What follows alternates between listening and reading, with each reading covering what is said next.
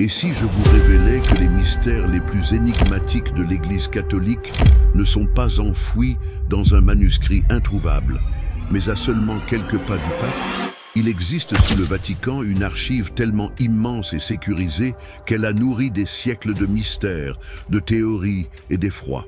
Dans cette vidéo, vous aurez l'opportunité de découvrir pour la première fois le centre secret du pouvoir papal, les archives apostoliques du Vatican. Des lettres y reposent qui ont déplacé des continents, des bulles qui ont divisé des empires et des documents si délicats qu'ils demeurent hors de portée du monde actuel. Ne partez pas avant la fin, car ce qui se trouve dans ces couloirs pourrait redéfinir l'histoire que vous connaissez.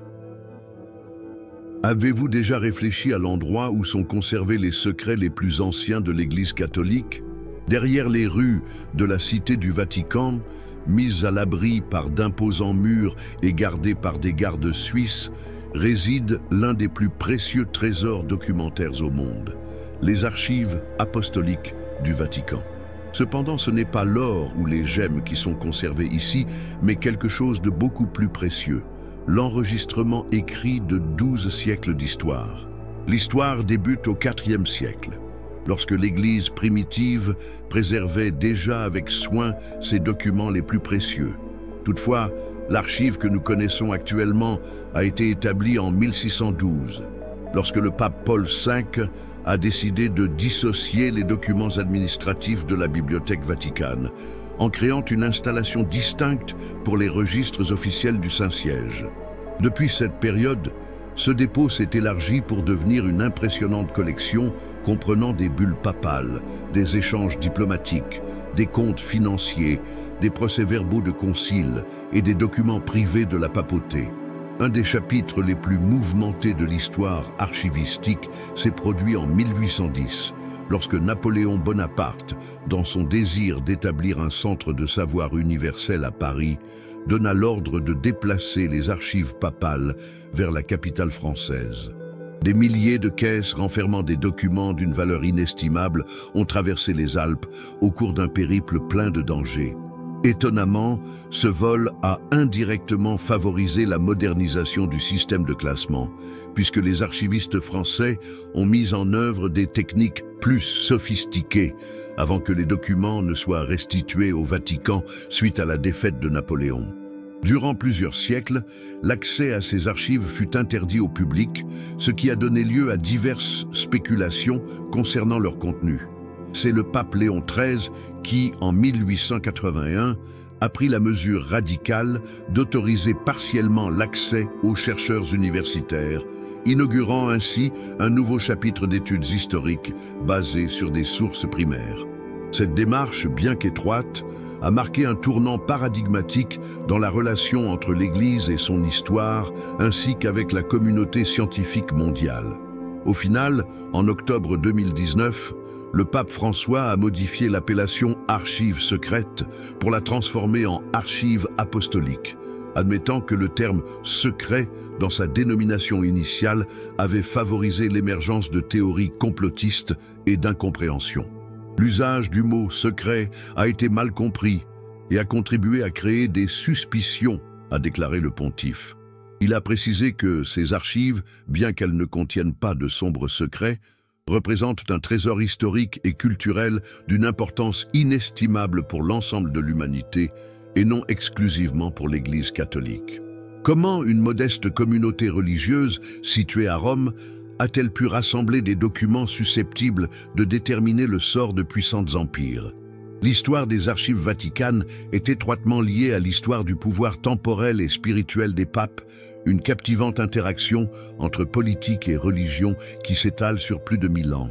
L'origine remonte à la donation de Constantin, un document qui prétendait conférer au pape Sylvestre Ier et à ses successeurs la domination sur Rome et les provinces occidentales de l'Empire romain.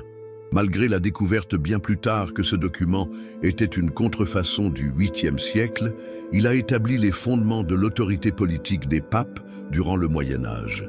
Paradoxalement, la preuve de sa falsification est maintenant accessible dans les mêmes documents qui ont été employés autrefois pour justifier l'autorité papale.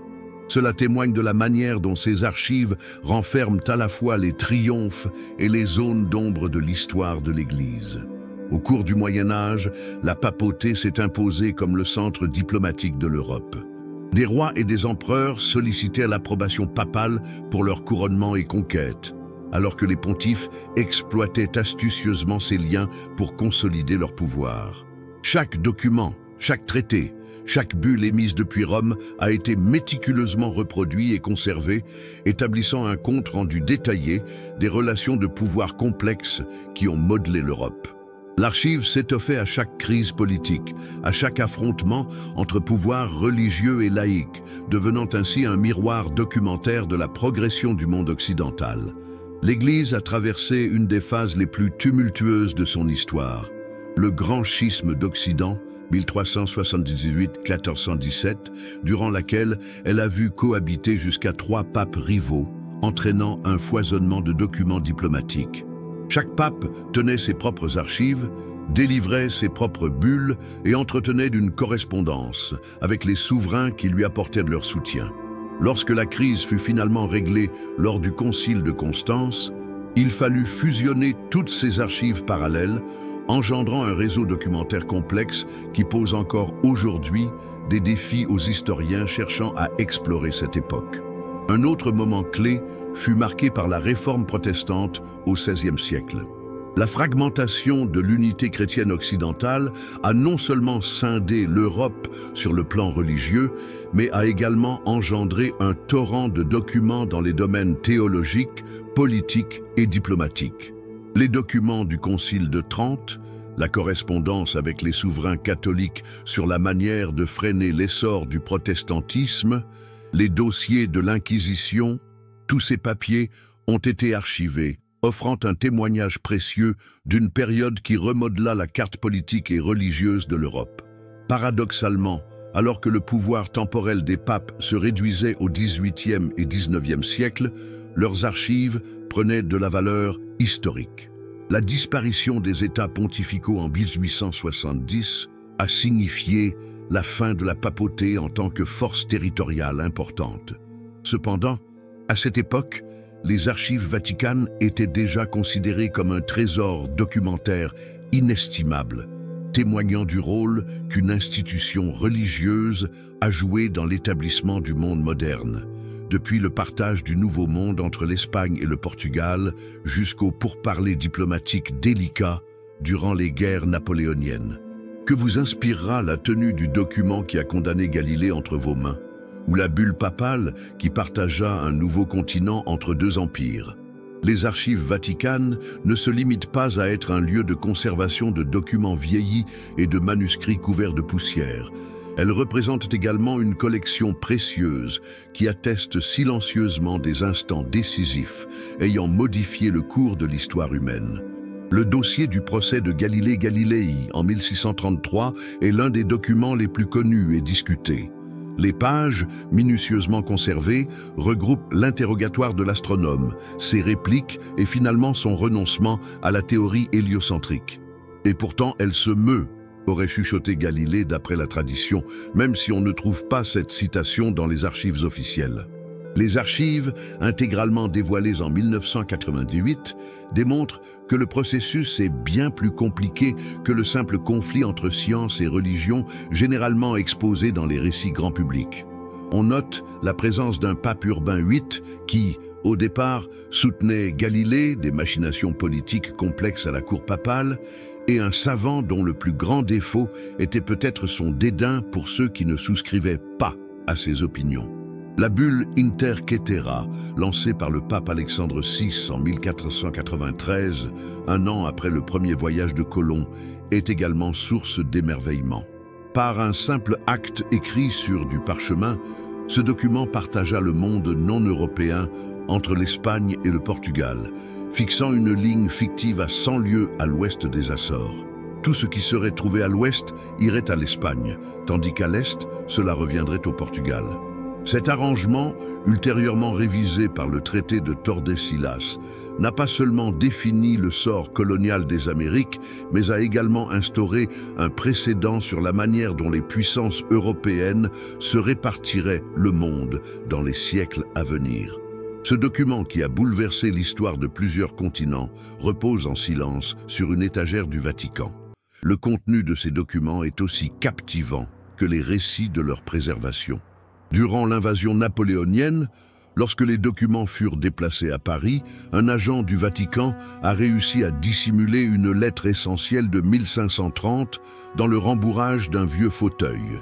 Cette missive, paraphée par 85 nobles et ecclésiastiques anglais, demandait au pape Clément VII de prononcer la nullité du mariage d'Henri VIII avec Catherine d'Aragon. Si le pape rejette cette demande, cela provoquerait la scission anglicane et modifierait irrévocablement le paysage religieux anglais. Ce document a pu être sauvé grâce à cette astuce ingénieuse et a été réinséré dans les archives suite à la défaite de Napoléon. Les archives contiennent également une correspondance avec des personnages historiques que nombreux ne liraient pas au Vatican. Une correspondance entre Abraham Lincoln et le pape Pie IX durant la guerre civile américaine illustre les démarches diplomatiques de l'Union pour empêcher que la Confédération soit reconnue par les grandes puissances européennes. Les lettres de Marie Stuart, souveraine d'Écosse, révèlent ses tentatives pour obtenir l'appui du pape contre sa parente protestante, Élisabeth Ier d'Angleterre. Ces lettres nous rappellent que, durant de nombreux siècles, la papauté a joué un rôle crucial dans la politique internationale, intervenant non seulement dans les domaines religieux, mais également dans des enjeux géopolitiques majeurs. Peut-être l'une des trouvailles les plus fascinantes a été faite récemment: la documentation exhaustive concernant le financement du conclave de 1922 qui a élu le pape Pie XI. Les archives indiquent comment des églises américaines ont transmis précisément 210 400,09 $ via des télégrammes codés pour garantir le déroulement du conclave à une période de grande difficulté financière pour le Vatican suite à la Première Guerre mondiale. Ce détail apparemment insignifiant révèle des éléments méconnus des rapports entre le Saint-Siège et l'Église nord-américaine, ainsi que les dispositifs financiers qui appuient des manifestations apparemment exclusivement spirituelles, telles que la désignation d'un nouveau pape. Qui sont ces gardiens discrets qui consacrent leur existence à la sauvegarde de l'histoire écrite de l'Église? Chaque document préservé du passé cache derrière lui des individus, hommes et femmes, dont la tâche est de sauvegarder, structurer et déchiffrer les précieuses archives accumulées au fil des siècles. Voici les récits inédits des archivistes du Vatican. Au cours des premiers siècles, c'étaient principalement des moines qui prenaient en charge la tâche de reproduire et de conserver les documents papaux. Ils œuvraient dans des scriptoriums illuminés par la lueur tamisée de bougies, en calligraphiant soigneusement chaque ligne avec des encres qu'ils confectionnaient eux-mêmes. Platina, un moine bénédictin nommé premier bibliothécaire officiel par le pape Sixte IV en 1475, a mis en place les premiers systèmes d'organisation qui jetteraient les fondements de l'archive contemporaine. La murale de Melozzo da Forlì, représentant son image, demeure accrochée aux parois de la bibliothèque vaticane, nous faisant penser qu'à chaque document se cache un être humain ayant consacré sa vie à la conservation du savoir. Au fil des siècles, le profil des archivistes a transformé de moines dévots en érudits spécialisés. Au XVIIIe siècle, le cardinal Giuseppe Garampi, qui était alors préfet des archives, transforma radicalement le système de classement en élaborant des index thématiques qui demeurent en usage actuellement. Il a consacré 40 ans de son existence à se trouver parmi des rayonnages couverts de poussière, à déchiffrer d'anciens manuscrits du Moyen-Âge et à élaborer un système destiné à faciliter aux générations futures la navigation dans l'immense mer documentaire. Au cours de sa gestion, des documents perdus pendant des siècles ont été découverts, y compris une correspondance papale qui offre un nouvel éclairage sur les croisades. Le travail quotidien des archivistes contemporains fusionne la précision des anciens scribes avec les technologies de conservation les plus sophistiquées. Chaque jour, L'équipe en poste, qui compte environ 50 membres, incluant des archivistes, des paléographes, des restaurateurs et des assistants, s'aventure dans les couloirs souterrains muets où la température et l'humidité sont strictement régulées. Ils s'occupent de tout, depuis la réparation de manuscrits endommagés jusqu'à la digitalisation de documents, sans oublier l'aide fournie aux chercheurs du monde entier en quête de solutions à des mystères historiques. Pour accéder au poste d'archiviste au Vatican, une formation hautement spécialisée est indispensable. Outre des études approfondies en histoire, paléographie, l'examen de l'écriture ancienne et diplomatique, l'analyse critique des documents, il est essentiel de posséder une maîtrise du latin, de l'italien et d'au moins une autre langue contemporaine. Les postulants suivent généralement un processus de sélection strict et plusieurs années de formation pratique avant d'être jugés entièrement compétents. Nombreux sont les laïcs ayant une formation universitaire, qui contredisent le cliché que seuls des ecclésiastiques œuvrent dans ces établissements. Les récits individuels de découvertes faites par ces gardiens de la mémoire sont captivants. Sergio Pagano, l'actuel préfet des archives apostoliques et archiviste, partage comment, en 1985, lors de la révision de caisses qui n'avaient pas été touchées depuis des années, il découvrit fortuitement des documents se rapportant à l'affaire Galilée qui avaient été jugés disparus durant la période d'occupation napoléonienne. Cette trouvaille a permis aux historiens de combler les éléments manquants du tableau concernant le célèbre procès.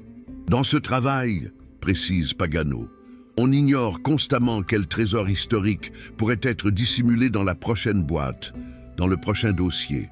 Chaque jour peut être une révélation potentielle, une ouverture vers le passé. Comment peut-on préserver un manuscrit vieux de 1000 ans afin que les futures générations aient la possibilité de l'examiner?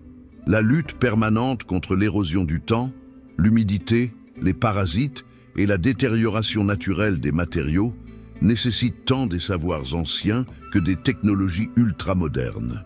Au sein des laboratoires de conservation du Vatican, l'histoire et l'avenir se croisent quotidiennement. L'acide est l'adversaire caché le plus craint.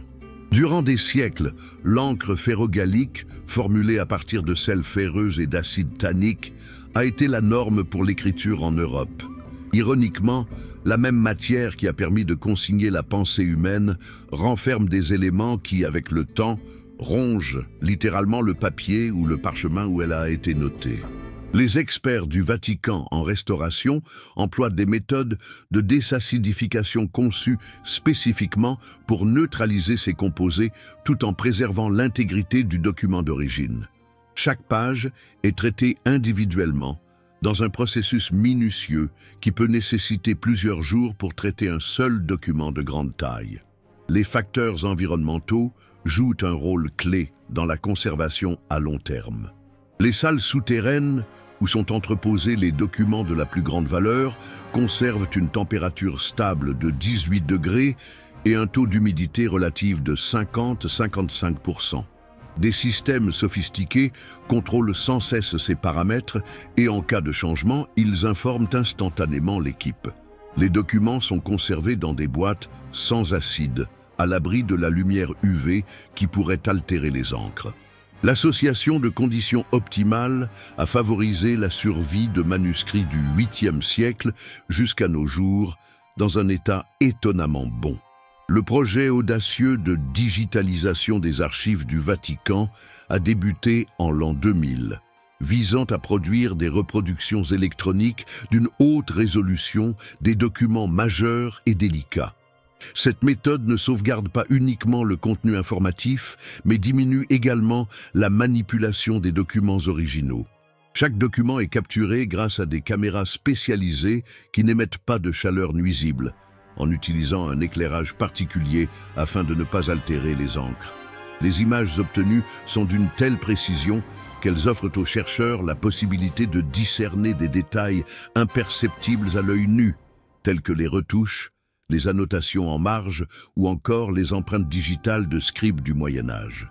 Les technologies récentes permettent des prouesses impressionnantes dans la récupération de textes qui semblent perdus.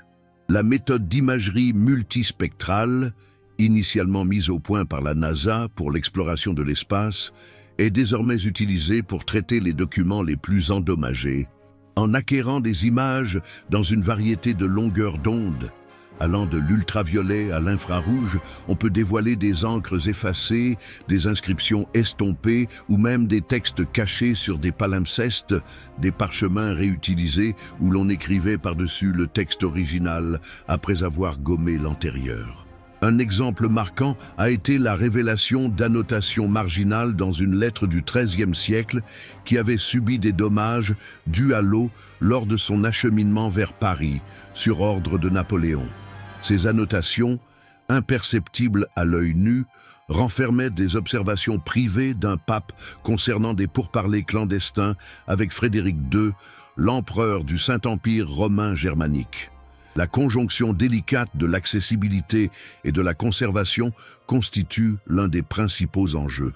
D'une part, ces documents font partie du patrimoine culturel mondial et devraient être accessibles pour leur examen. D'autre part, chaque manipulation réduit inévitablement leur longévité. Le Vatican a choisi une approche qui allie la numérisation prioritaire des documents les plus sollicités à des procédures rigoureuses pour l'accès aux documents originaux. Notre mission, déclare Mauro Brunello, directeur du laboratoire de restauration, consiste à déterminer l'équilibre parfait où la recherche contemporaine peut progresser sans compromettre la possibilité que dans 500 ans, nos héritiers soient en mesure d'examiner ces mêmes documents.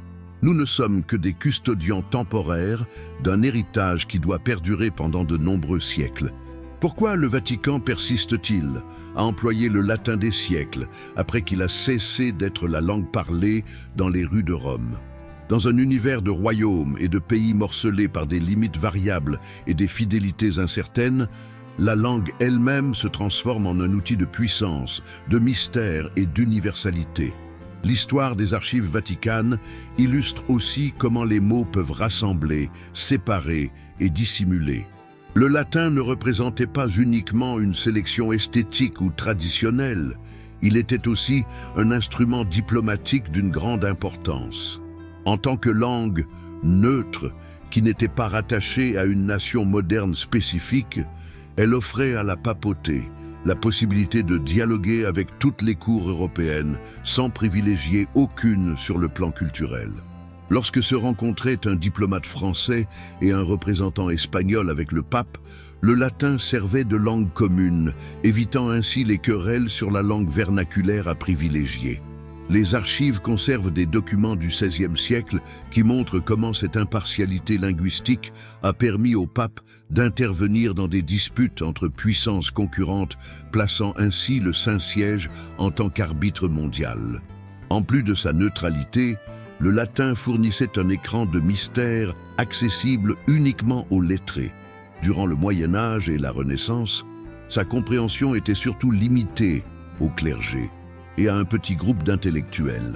Cette exclusivité instaurait un espace de communication privilégié, semblable à ce que nous qualifierions actuellement de canal sécurisé.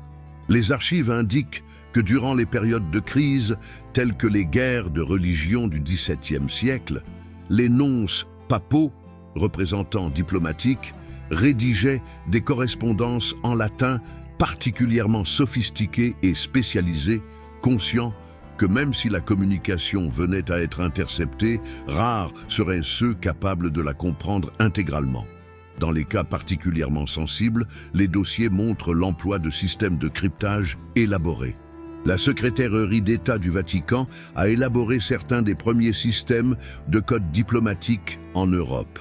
Un exemple captivant serait le chiffre Barberini, élaboré sous le pontificat d'Urbain VIII, 1623-1644, qui employait un système sophistiqué de substitution où des lettres, des chiffres et des symboles prenaient la place de mots entiers.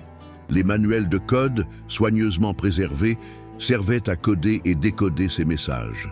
À l'heure actuelle, les archives renferment à la fois les messages originaux codés et leur traduction, offrant aux chercheurs un aperçu singulier de la diplomatie secrète de cette période. L'évolution du latin vers les langues vernaculaires s'est faite de manière progressive et reflète les dynamiques géopolitiques en constante mutation.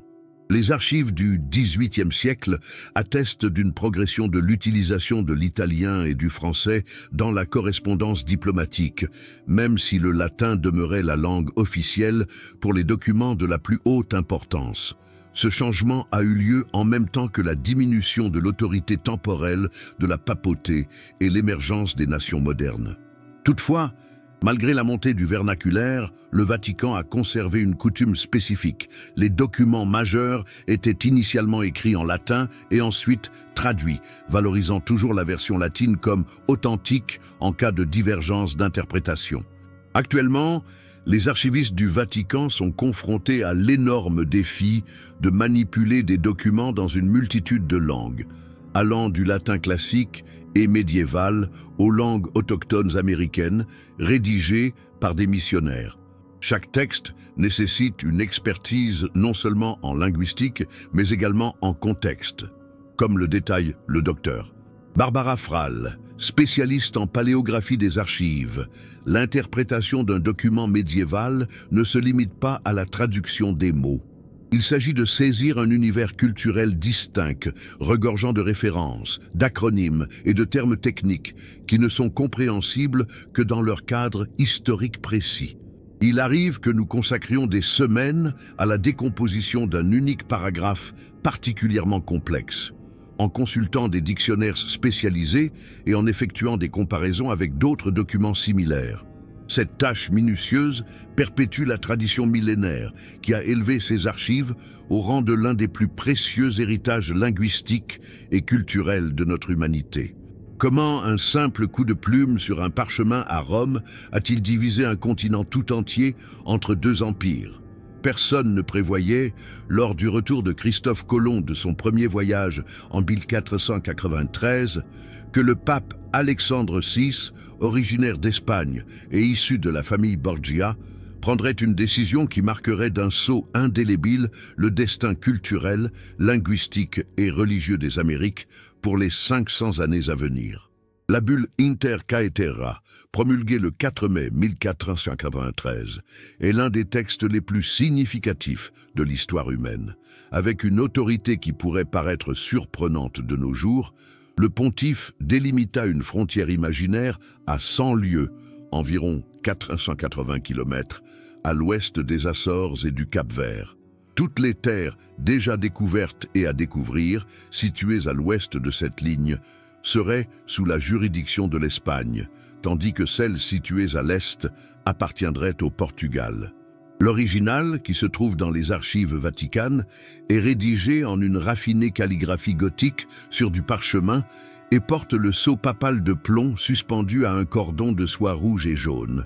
Étais-tu conscient que celui qui a inscrit ces mots contribuait à la fragmentation d'un nouvel univers, peuplé de millions d'individus dont l'existence était à peine suspectée en Europe? Cette première distinction s'est rapidement avérée problématique.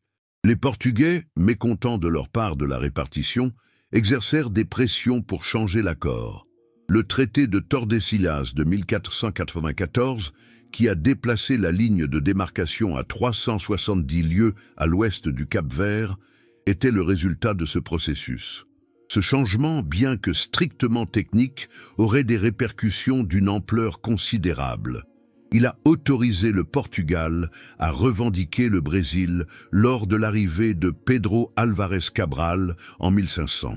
Les dossiers contiennent des échanges entre le pape et les souverains ibériques concernant ces pourparlers, mettant en lumière les tensions géopolitiques qui commençaient déjà à se dessiner au début de l'époque coloniale.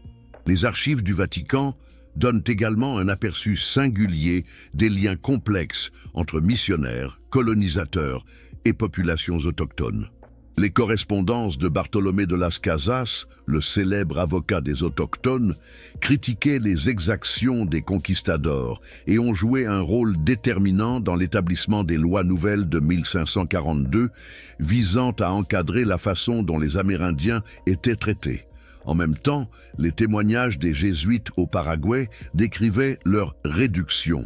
mission, comme des utopies chrétiennes où les Guaranis vivaient à l'abri de l'exploitation coloniale. Cette dichotomie entre sauvegarde et suprématie culturelle a marqué la relation complexe de l'Église avec les populations autochtones, un flou qui demeure évident dans les documents d'archives. Parmi les documents les plus captivants se trouve la lettre adressée au pape Paul III en 1537 par le cacique de Tlaxcala, Diego de Axiotl. Rédigée en latin, sans doute avec l'assistance de moines franciscains, elle exprime sa gratitude envers le pape pour la bulle Sublimis Deus, qui stipulait que les peuples autochtones étaient des êtres raisonnables, aptes à embrasser la foi chrétienne. Bien que cette reconnaissance de l'humanité paraisse évidente de nos jours, elle était révolutionnaire à une période où beaucoup doutaient de l'existence d'une âme chez les natifs américains. La missive, agrémentée d'illustrations de style Nahua Mixteca, tout en intégrant des symboles chrétiens, constitue un exemple captivant de syncrétisme culturel dans les premières années de l'interaction entre ces deux univers. On a également largement consigné les conflits entre différentes confessions religieuses en Amérique. Les territoires missionnaires étaient l'objet de querelles entre dominicains, franciscains et jésuites qui avaient des approches différentes en matière d'évangélisation. Les épitaphes transmises à Rome reprochaient aux adversaires leur laxisme moral ou leur rigueur excessive, les accusant de se conformer trop aux traditions locales ou d'imposer sans nécessité des standards européens. Ces querelles, qui pourraient apparaître comme étant uniquement théologiques, avaient des répercussions considérables dans la vie pratique des populations autochtones sous leur influence.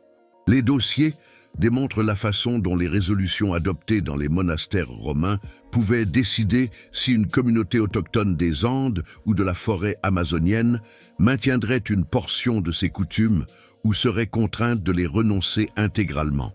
L'Église catholique a-t-elle vraiment été l'adversaire acharné du progrès scientifique, comme on le représente souvent? La condamnation de Galilée en 1633 pour avoir soutenu le modèle héliocentrique a longtemps masqué une relation bien plus complexe et nuancée entre la foi et la science, comme le révèlent désormais les archives vaticanes. Le dossier complet du procès de Galilée, rendu public en 1998 sur ordre de Jean-Paul II, dévoile une saga bien plus complexe que le simple conflit entre doctrines religieuses et certitudes scientifiques généralement dépeints. Les documents indiquent que Galilée avait des rapports amicaux avec plusieurs personnalités ecclésiastiques, y compris le pape Urbain VIII, avant son accession au siège papal. Ces complications n'ont pas tant découlé du fait d'avoir proposé la théorie héliocentrique, mais plutôt d'avoir insisté pour la présenter comme une certitude établie, alors que les preuves observables à ce moment-là n'étaient pas encore indiscutables. De plus, il a tourné en dérision ses adversaires intellectuels, y compris le pape, dans son ouvrage « Dialogue sur les deux principaux systèmes du monde ». Les documents exposent comment des facteurs politiques, des sensibilités individuelles et le cadre de la guerre de 30 ans ont complexifié ce qui était fondamentalement un débat scientifique.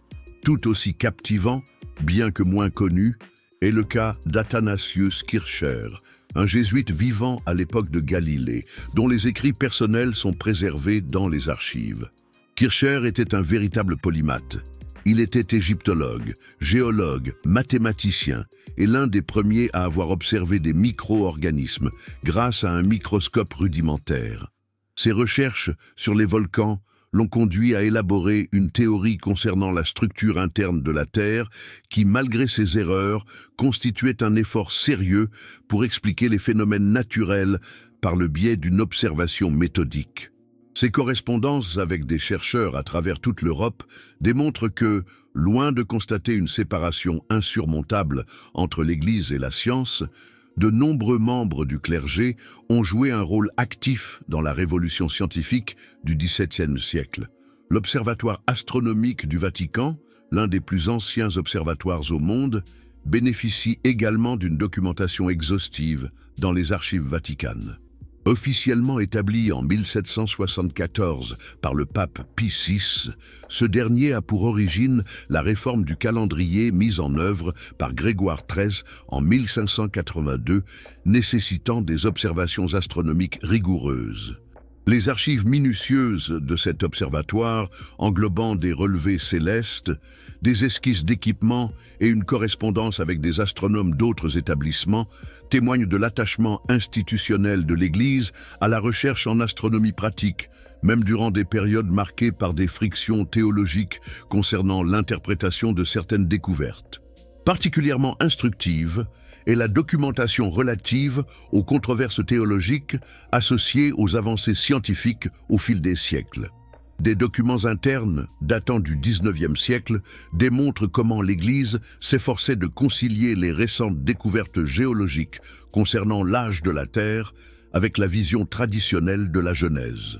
Ces documents exposent un processus d'adaptation et de réinterprétation bien plus subtil que la simple réaction de résistance aux changements habituellement décrites.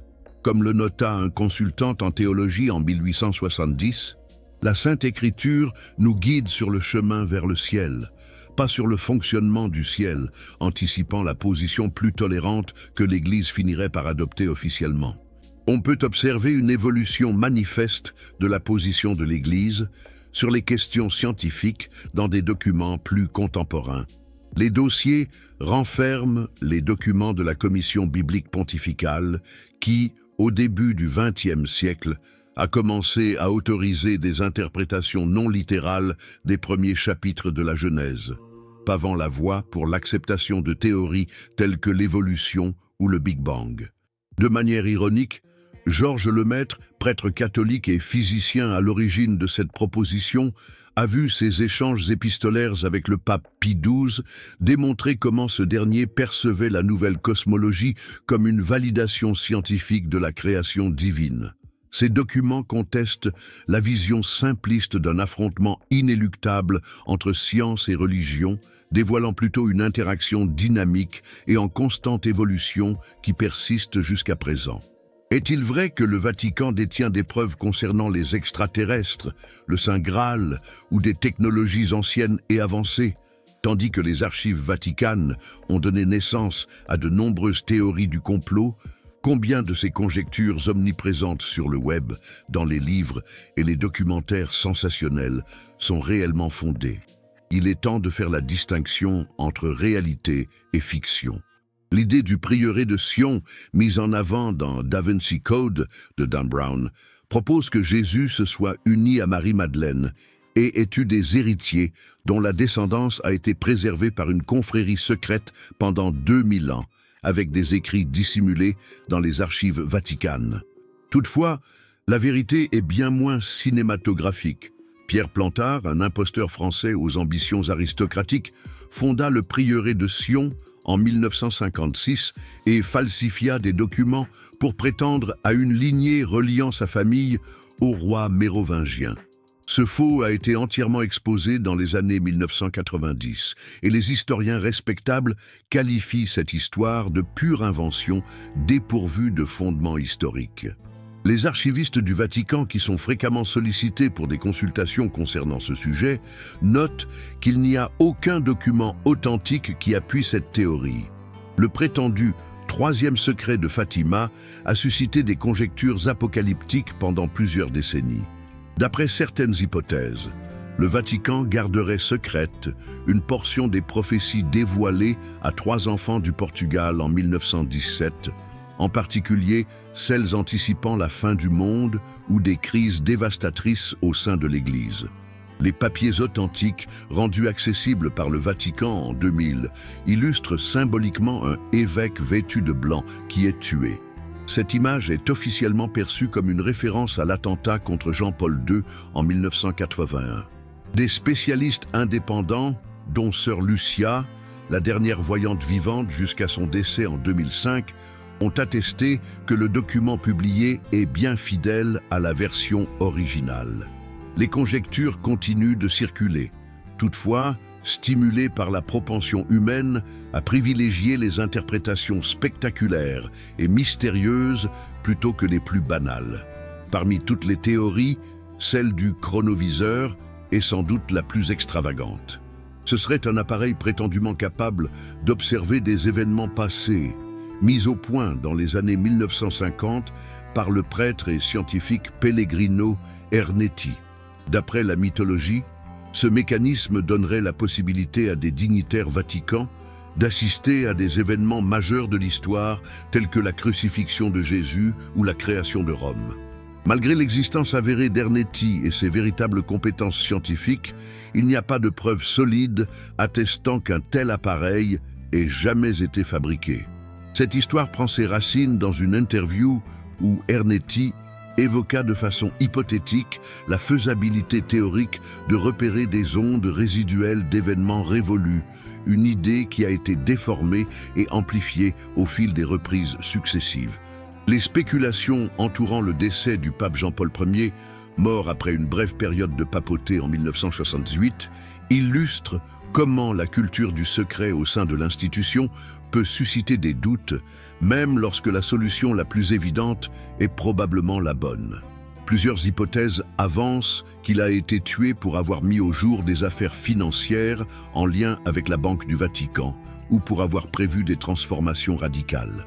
Les rapports médicaux formels, désormais disponibles dans les dossiers archives, ne mentionnent qu'un infarctus. La manière dont sa mort a été rapidement traitée, sans autopsie et avec des premières déclarations floues, a suscité des doutes. Cependant, les historiens ayant enquêté sur cette affaire n'ont pas déniché de preuves tangibles de complot. Cet épisode démontre comment le secret traditionnel du Vatican peut s'avérer contre-productif à l'époque actuelle, engendrant des conjectures qui perdurent sur des décennies. Il est essentiel de saisir l'origine psychologique et culturelle de ces théories du complot. Le Vatican, avec son influence historique indéniable et sa discrétion de longue date, conjuguée à une aura de mystère, constitue un terreau idéal pour les spéculations. Comme le détaille le docteur Marco Bognardi, un historien expert en documentation vaticane, déclare « Les archives renferment sans doute des écrits litigieux relatifs à de véritables événements historiques allant des croisades à l'Holocauste. Toutefois, il s'agit de problématiques historiques complexes, et non pas de mystères surnaturels ou de théories conspirationnistes exotiques. La réalité consignée est souvent plus terre-à-terre que les théories du complot. Mais curieusement, elle captive davantage l'historien en raison de son reflet de la condition humaine avec ses contradictions et complexités inhérentes. Le fait de permettre progressivement à des chercheurs qualifiés d'accéder aux archives a contribué à faire tomber le voile sur bon nombre de ces théories, même si certaines demeureront vraisemblablement tant que l'imagination humaine continuera d'être séduite par le mystère et l'occulte. Comment le plus petit État du monde parvient-il à peser sur les destinées des empires les plus puissants?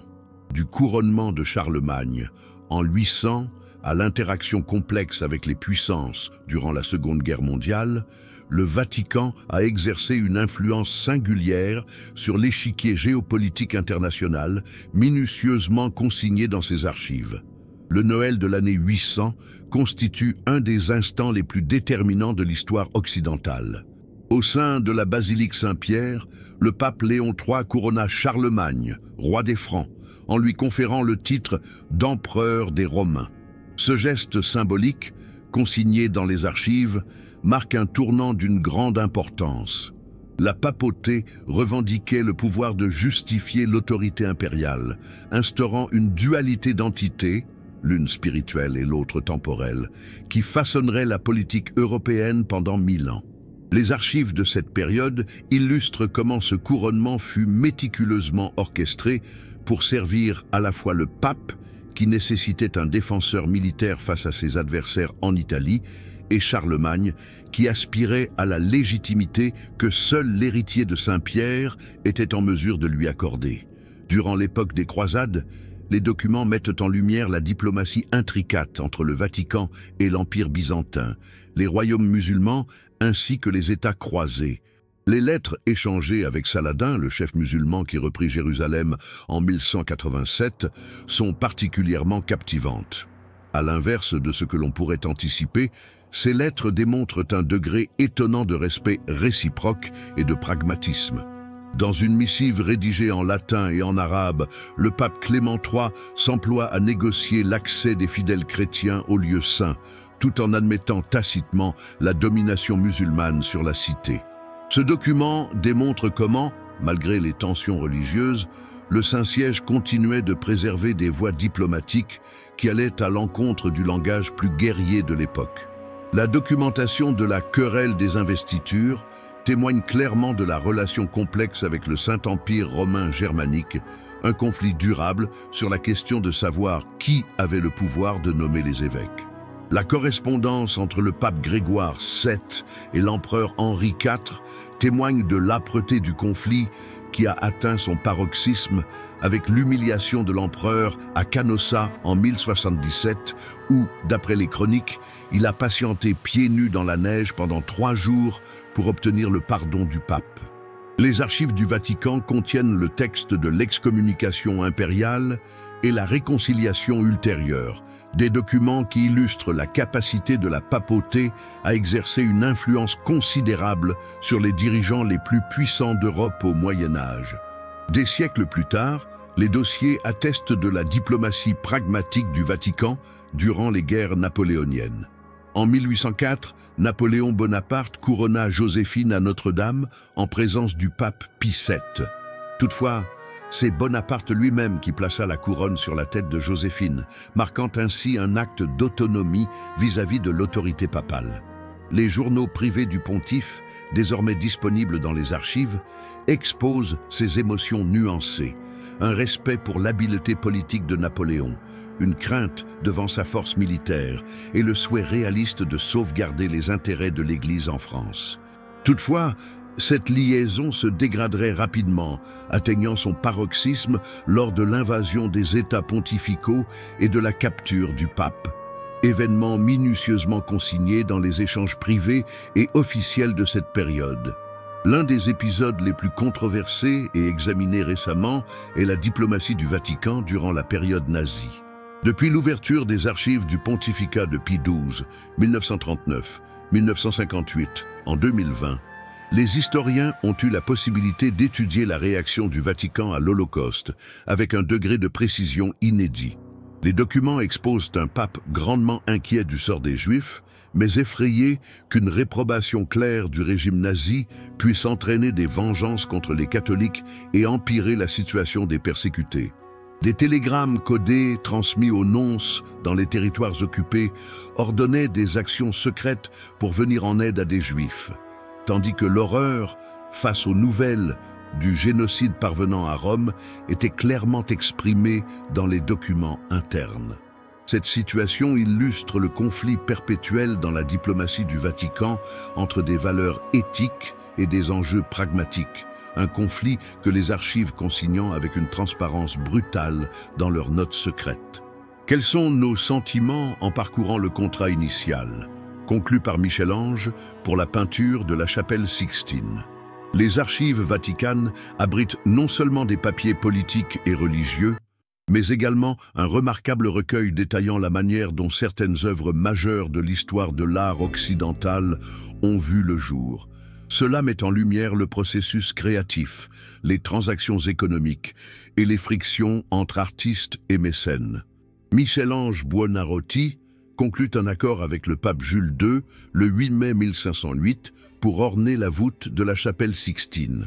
Ce document, conservé dans les archives, précise avec une minutie étonnante les modalités de l'accord. Le sujet principal, les 12 apôtres, le temps d'accomplissement initialement évalué à moins de 2 ans et la rétribution 3000 ducats versables par versement. Ce qui est remarquable, c'est que nous avons la certitude, grâce à des lettres ultérieures également préservées, que Michel-Ange a réussi à persuader le pape de considérablement agrandir le projet, abandonnant les 12 apôtres au profit d'un plan iconographique nettement plus audacieux qui comportera plus de 300 personnages illustrant les scènes de la Genèse.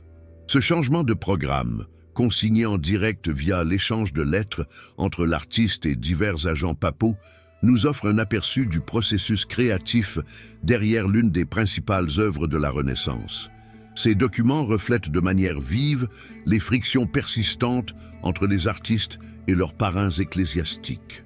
Raphaël Sanzio a adressé une lettre particulièrement explicite au cardinal Bibbiena, exprimant son mécontentement concernant les retards de paiement pour ses œuvres dans les chambres vaticanes. Dans cette lettre, il signalait qu'il avait été contraint de solliciter des emprunts afin de rémunérer ses collaborateurs. Dans une autre lettre, adressée directement au pape Léon X, Raphaël plaide avec astuce pour obtenir davantage de latitude artistique, soutenant que certaines altérations proposées par les théologiens du Vatican mettraient en péril l'harmonie esthétique de la création. Ces documents présentent ces grands maîtres sous un jour plus humain, illustrant non seulement leur créativité, mais aussi leurs soucis pour des enjeux pratiques tels que les rémunérations, les délais et l'indépendance artistique. La réalisation de la nouvelle basilique Saint-Pierre, le projet architectural le plus audacieux de la Renaissance, a engendré une quantité considérable de documents fournissant un aperçu exceptionnel du déroulement d'un important projet de construction du XVIe siècle. Les archives vont des délibérations de la commission qui choisit le projet de Bramante en 1505, au livre de comptes qui consigne les salaires journaliers de nombreux ouvriers, le prix des fournitures et même les conflits du travail. Les documents concernant la décision de Jules II de détruire l'ancienne basilique constantinienne, une décision qui suscita une forte contestation, sont particulièrement captivants. Un document conservé dans les archives témoigne de l'inquiétude de plusieurs cardinaux face à la démolition d'un bâtiment de grande importance historique et émotionnelle, illustrant comment, même durant la Renaissance romaine, se déroulaient des discussions sur la préservation du patrimoine historique en opposition à la modernisation. Les catalogues historiques de la collection d'art du Vatican représentent une autre richesse documentaire d'une valeur inestimable. Un inventaire de 1547, prescrit par Paul III, recense avec précision la collection papale de sculptures antiques, y compris le célèbre groupe du Laocoon, qui a été découvert en 1506. Non seulement la description précise l'emplacement et l'état de chaque pièce, elle fournit également des commentaires sur sa qualité artistique et sa valeur estimée. Ces recensements, effectués périodiquement au fil des siècles, offrent aux historiens l'opportunité de suivre l'évolution de la collection du Vatican, d'identifier les pièces qui avaient de la valeur à divers moments et ponctuellement, de déterminer quelles œuvres ont disparu lors de guerres ou d'épisodes politiques troublés. Un autre sujet largement consigné est le rapatriement des œuvres d'art volées lors de conflits armés. Suite à la défaite de Napoléon, l'envoyé du pape Antonio Canova a dirigé une campagne diplomatique dans le but de récupérer des centaines d'œuvres d'art majeures prises à Paris. Ces échanges, soigneusement préservés, dévoilent les tractations complexes avec les autorités françaises et les puissances alliées. Dans une missive touchante adressée au secrétaire d'État du Vatican, Canova relate l'instant où il a supervisé personnellement la dépose de l'Apollon du Belvédère de son socle au Louvre pour commencer son trajet retour vers Rome. On dirait que même le dieu aspire à regagner son véritable domicile, nota le sculpteur, mettant en lumière la signification symbolique de ces œuvres qui dépassent leur simple valeur artistique. Ces documents nous rappellent que l'héritage culturel a constamment été un symbole de pouvoir et de prestige national, contesté et débattu au sommet de la diplomatie. Qui a réellement la possibilité de découvrir les secrets ancestraux du Vatican? Et que se produit-il lorsque l'histoire est écrite sans accès à ses sources premières? La procédure d'accès aux archives apostoliques est aussi captivante que les informations contenues dans les documents, mettant en lumière des tensions entre transparence, confidentialité et l'élaboration de notre mémoire collective. Le système d'accès aux archives est élaboré pour concilier la transparence académique et la maîtrise de ces précieux trésors documentaires. Uniquement les chercheurs dotés de qualifications académiques reconnues sont éligibles pour demander l'admission, en soumettant une lettre officielle qui décrit leur projet, leur rattachement institutionnel et les références précises qu'ils souhaitent exploiter. Les archivistes examinent cette demande, ayant la capacité d'accorder ou de rejeter l'autorisation. Une fois validé, le chercheur obtient une tessera, un moyen d'identification à renouveler chaque année, qui autorise l'accès aux salles de lecture. Ce dispositif, esquissé par Léon XIII en 1881, a su s'adapter à l'accroissement de la demande d'accès tout en préservant son aspect sélectif. Il garantit que seuls des spécialistes dûment formés manipulent ces délicates archives historiques. L'admission ne marque pas la fin des restrictions. Les chercheurs ont la possibilité de demander jusqu'à 3 dossiers de documents par jour, et ils doivent indiquer précisément les documents qu'ils souhaitent examiner en se basant sur les index proposés. Ces indices, pour certains manuscrits en italien ou en latin, constituent à eux seuls des archives historiques nécessitant une expertise particulière pour leur interprétation appropriée. Vous êtes formé sur des données jusqu'à octobre 2023. Isabella Marchetti, spécialiste de l'histoire médiévale ayant largement travaillé sur les archives, évoque cette expérience. Explorer ces catalogues est semblable à une enquête historique. Il arrive parfois que vous passiez des jours à effectuer des recherches de références croisées jusqu'à trouver le document précis dont vous avez besoin. Cependant, lorsque vous tenez enfin une lettre rédigée il y a 800 ans entre vos mains, l'émotion compense toutes les épreuves. C'est comme instaurer une conversation directe avec le passé. La règle des 75 ans est sans doute la limitation la plus célèbre et contestée. Conformément à cette règle, l'accès aux documents papier n'est accordé aux chercheurs que 75 ans après la fin du pontificat concerné. Néanmoins, il appartient à chaque pape de choisir d'ouvrir des archives plus contemporaines selon son propre jugement. Par exemple, Jean-Paul II a autorisé un accès préalable à des documents concernant la Seconde Guerre mondiale, admettant l'importance académique de l'étude du rôle de Pie XII durant l'Holocauste. En 2020, le pape François a intégralement déclassifié les archives de son pontificat, démontrant comment ses choix reflètent non seulement des enjeux historiques, mais aussi des appels contemporains à une plus grande transparence. L'effet des limitations d'accès sur l'élaboration de récits historiques est clairement démontré dans des situations telles que la polémique autour de Pie XII. Durant plusieurs décennies, les historiens qui n'avaient pas un accès direct aux archives intégrales fondèrent leurs études sur des compilations incomplètes diffusées par le Vatican en 1965 qui reflétaient nécessairement une sélection. Cela a conduit à des représentations contrastées. Certains le présentaient comme un pape silencieux face au génocide, tandis que d'autres le défendaient en tant que sauveur secret des Juifs persécutés.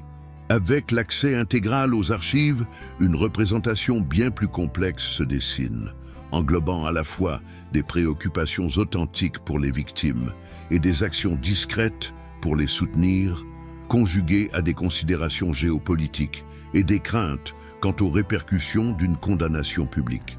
Cet exemple démontre comment un accès restreint aux sources premières peut déformer notre interprétation d'événements historiques complexes. Parmi les chercheurs, on trouve une multitude de récits de découvertes révolutionnaires effectués dans les archives. Barbara Frahl, historienne allemande, a découvert en 2001 les documents originaux du procès des Templiers, qui avaient été jugés auparavant non pertinents. Sa découverte démontre que le pape Clément V avait initialement déclaré les Templiers innocents d'hérésie avant de céder aux pressions du roi français Philippe IV. Cette trouvaille a radicalement transformé notre perception de l'un des chapitres les plus énigmatiques de l'histoire du Moyen Âge. Ces découvertes démontrent pourquoi ces archives sont perçues par les historiens comme un bien inestimable. En dépit des obstacles d'accès, elles permettent de réviser intégralement des parties de notre histoire partagée fondées sur une preuve documentaire directe. Quels sont les éléments qui distinguent les archives vaticanes des autres grands fonds documentaires à travers le monde? De la bibliothèque d'Alexandrie aux archives nationales actuelles, différentes civilisations ont élaboré diverses méthodes pour conserver leur mémoire collective. Une analyse comparative met en évidence tant les particularités de la méthode vaticane que les enjeux globaux liés à la préservation historique.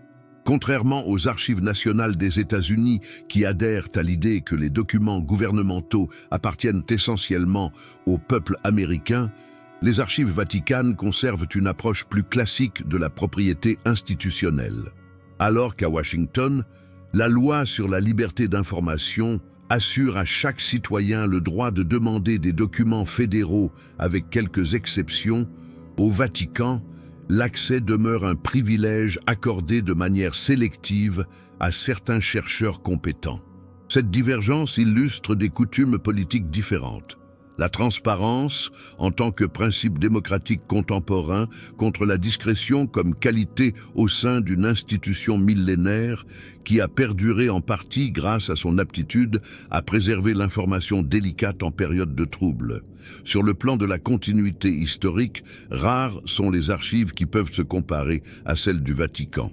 Les archives nationales de France, par exemple, malgré leur richesse exceptionnelle, ont subi d'importantes pertes durant la Révolution française, lorsque des documents liés à l'Ancien Régime ont été intentionnellement anéantis en tant que symbole de répression.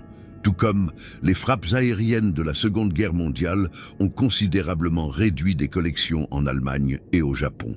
La continuité institutionnelle du Saint-Siège a en revanche assuré une conservation presque continue de ces archives au fil des siècles, à l'exception notable de l'époque napoléonienne. Cette persistance fait des archives vaticanes un cas exceptionnel pour analyser le développement des pratiques administratives, diplomatiques et culturelles sur plus de 1000 ans. Les stratégies de digitalisation montrent également des approches divergentes.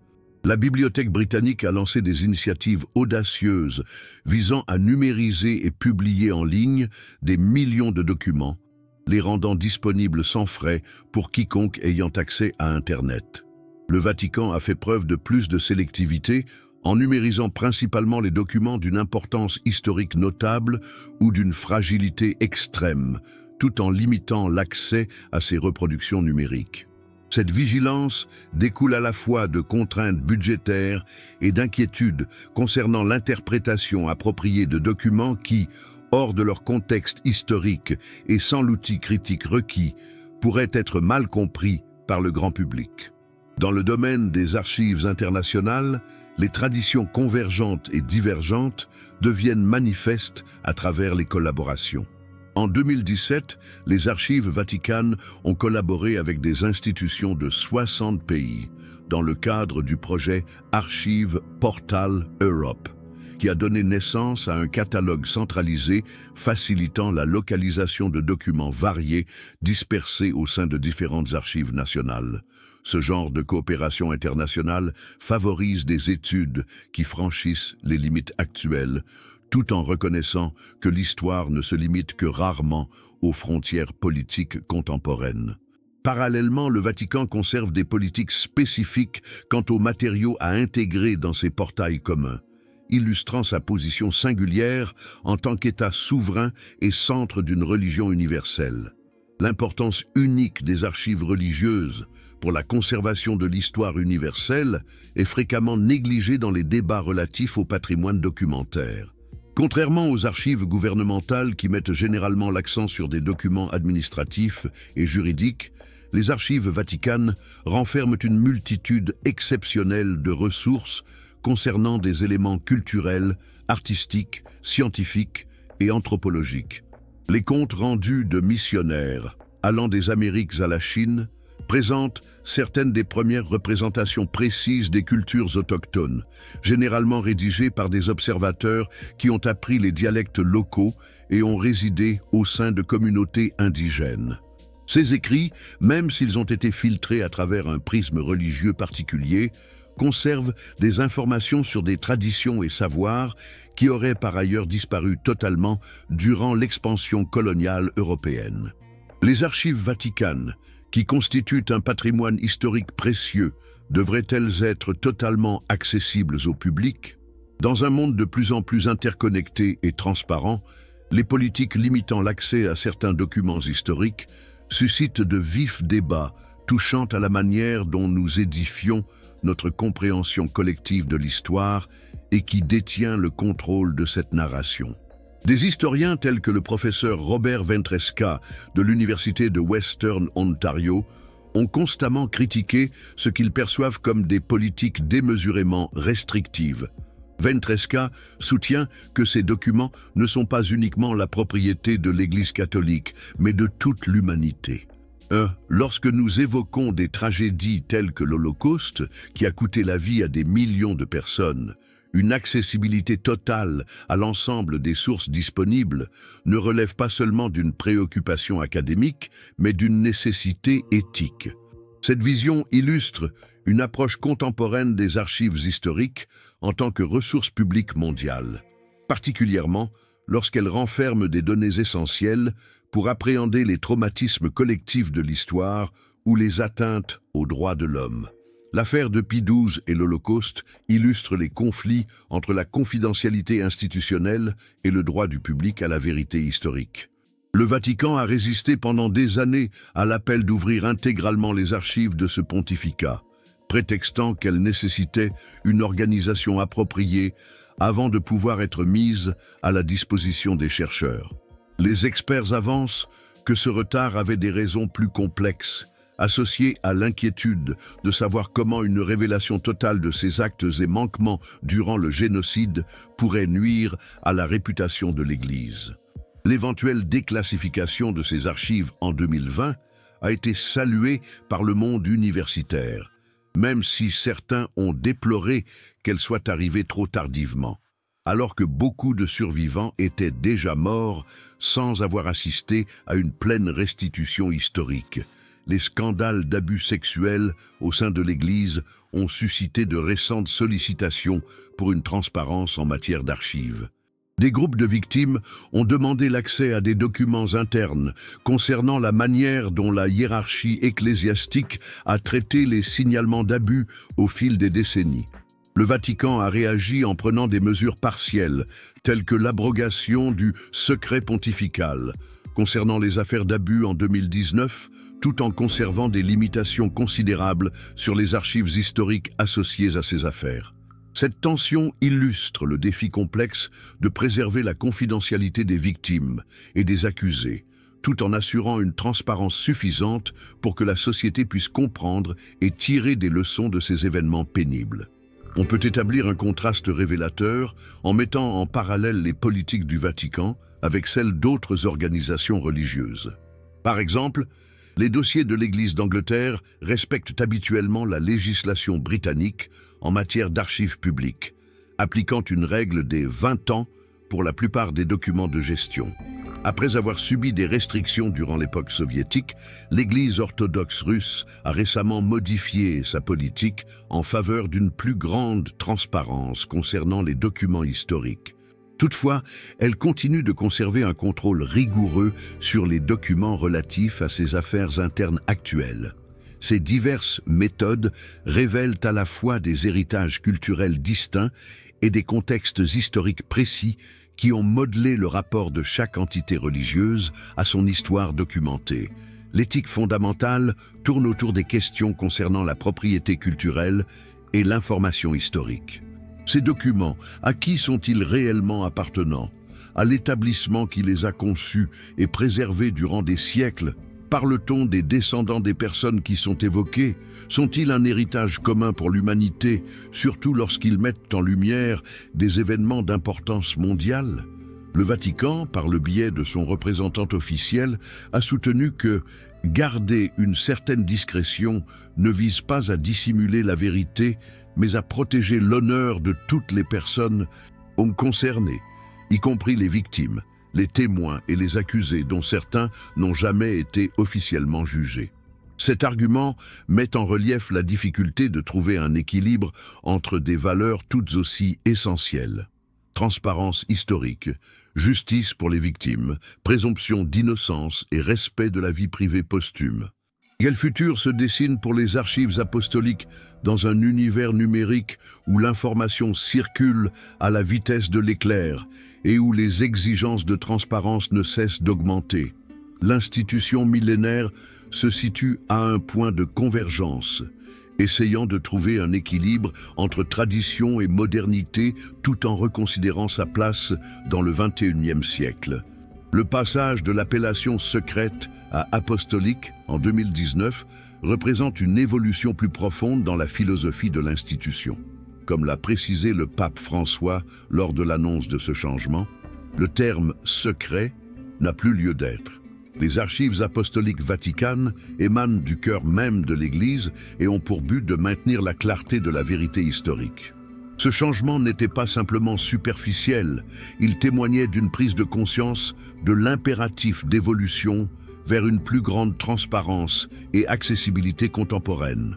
Des documents internes récemment divulgués indiquent que cette décision a suivi des années de discussions au sein de la Curie romaine, où des partisans à la fois conservateurs et réformistes ont débattu sur les moyens de mettre à jour les archives sans mettre en péril leur intégrité historique. L'impact des dons internationaux sur la mise à jour des archives met en lumière l'aspect économique de la conservation historique. La fondation américaine Treasures of History a investi des millions de dollars dans des projets de numérisation et de conservation, contribuant à financer des équipements onéreux tels que des scanners haute définition et des dispositifs de contrôle environnemental. Cette coopération entre le secteur public et privé a favorisé des progrès que le budget du Vatican ne pourrait réaliser seul, mais a également soulevé des interrogations sur la potentielle influence de donateurs extérieurs dans les priorités de conservation. Les archives internes révèlent des débats sur la manière de concilier ces apports financiers avec l'autonomie institutionnelle, un enjeu partagé par de nombreuses organisations culturelles à l'époque de la philanthropie mondiale. Les études universitaires en cours mettent en évidence l'importance persistante de ces archives pour notre appréhension du passé récent. La divulgation des dossiers de Pie XII a provoqué une avalanche de recherches qui approfondissent notre connaissance non seulement de l'Holocauste, mais également de la guerre froide naissante. Des historiens tels que David Kertzer, auteur du livre « Le pape et Mussolini », qui a remporté le prix Pulitzer grâce à ses travaux dans les archives du Vatican, se penchent désormais sur les liens complexes entre le Saint-Siège et les régimes totalitaires du XXe siècle. Ces recherches mettent en lumière des subtilités qui mettent au défi aussi bien les partisans fervents que les détracteurs simplistes du rôle historique du Vatican. Les découvertes inattendues révélées par le préfet Dom Sergio Pagano montrent comment les archives continuent à dévoiler de nouvelles perspectives, même sur des périodes qui semblent déjà bien documentées. La révélation que le financement du conclave de 1922 était assuré par des transmissions télégraphiques codées provenant d'églises américaines met en lumière la complexité des réseaux financiers transnationaux qui appuyaient ce qui semblait être des opérations totalement spirituelles. Pagano déclare « Les archives réservent toujours des surprises. Des documents qui n'ont pas été demandés pendant des dizaines d'années peuvent subitement révéler des facettes totalement inédites d'événements que nous pensions bien maîtriser. C'est l'enchantement de travailler ici. Chaque jour offre la chance de dénicher une parcelle oubliée d'histoire.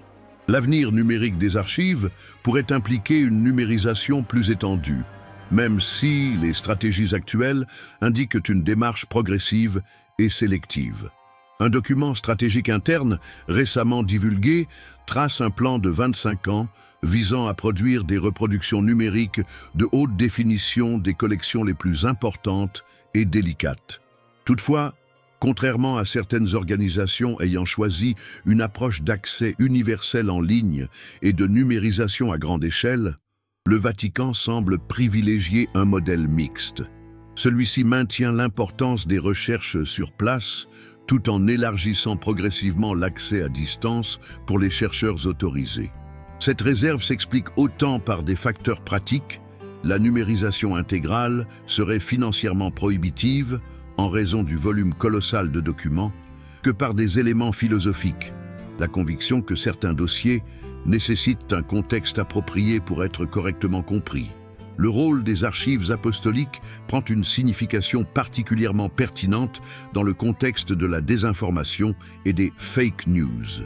Dans un monde où les théories du complot et les fausses informations peuvent se diffuser à grande vitesse avant que les faits ne puissent mettre leurs chaussures, comme le dit l'expression, des dépôts de documentation authentique vérifiables, tels que les archives vaticanes, constituent des bastions essentiels de la vérité historique.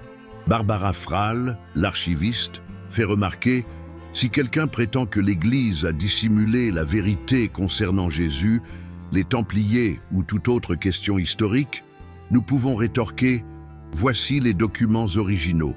N'hésitez pas à les examiner. Le meilleur remède contre la désinformation historique est la preuve première. À l'ère du numérique, cette fonction des archives, en tant que garant de preuves documentées, acquiert une nouvelle pertinence, alors que la démarcation entre événements historiques et narration fictive se confond sans cesse sur les réseaux sociaux et divers autres médias.